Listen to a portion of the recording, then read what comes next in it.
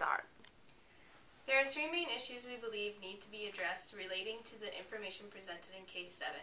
The first issue is whether or not the claims made for multiple applications of fMRI are legitimate or feasible.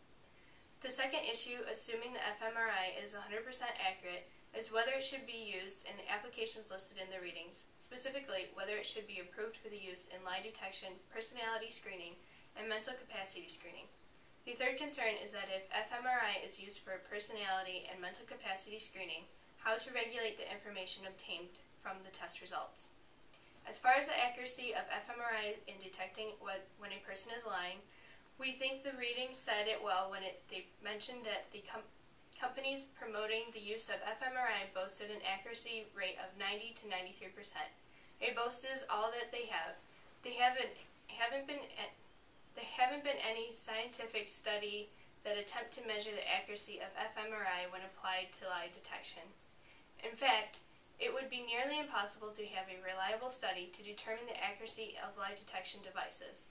There are many unmeasurable factors that affect the accuracy of the detection devices, such as imagination put into lies, trustworthiness of participants, and conscious awareness of lies.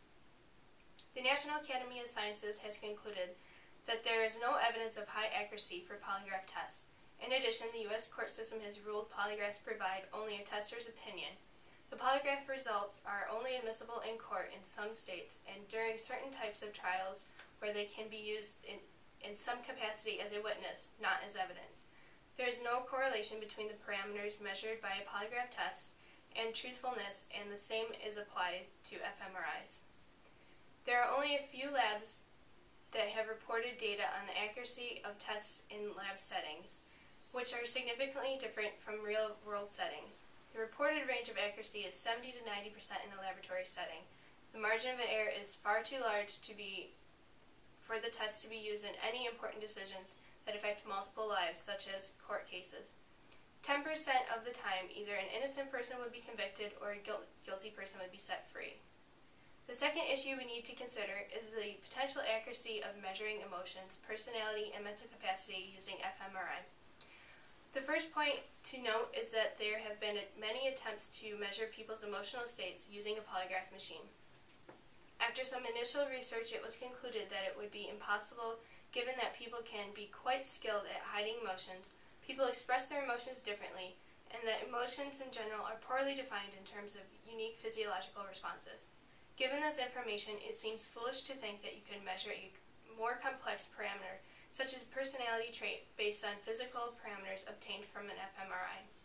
As personality traits are even more variable and poorly defined than emotions, it would be extremely difficult to quantify personality differences and similarities across large groups of people.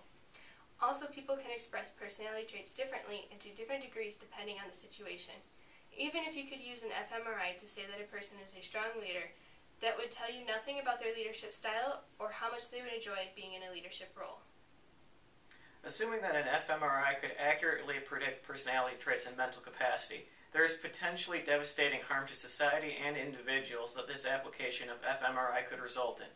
All people have the right to equal opportunity to attend educational institutions, obtain insurance and employment regardless of race, gender, or for that matter, personality traits or mental capacity.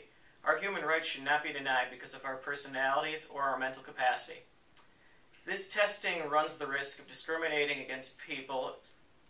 This testing runs the risk of making discriminating against people acceptable and splitting society into hierarchical or caste systems that suppress competition and stifle creativity.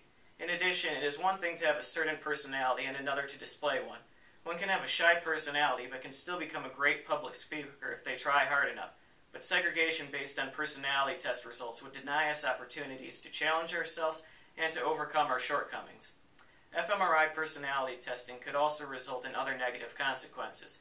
It can be counterproductive to predetermine one's life by measuring their mental capacity.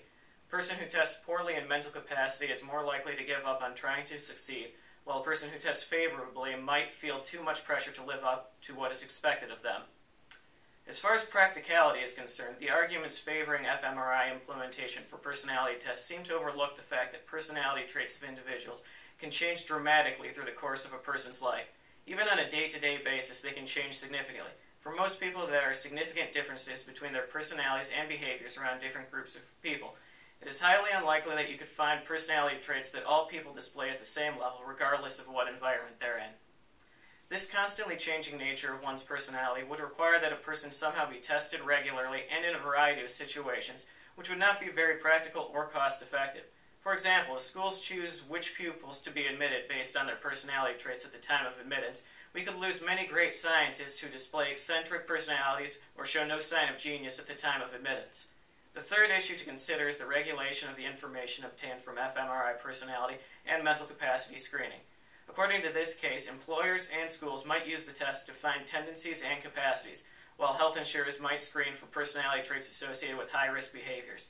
If this test information is accurate, there will be a high chance that the information will be treated without proper regulation or approval from the persons being tested. Every person has the right to control who gains access to his or her results, as well as the refusal to take the test. Also, there should be regulations in place that prevent insurers, companies, and institutions from making decisions based solely off of the results of a person's test to help prevent unwarranted discrimination. If there were proper regulations set up and the tests were proven to be highly accurate, they could possibly be used without violating the privacy and rights of people taking them.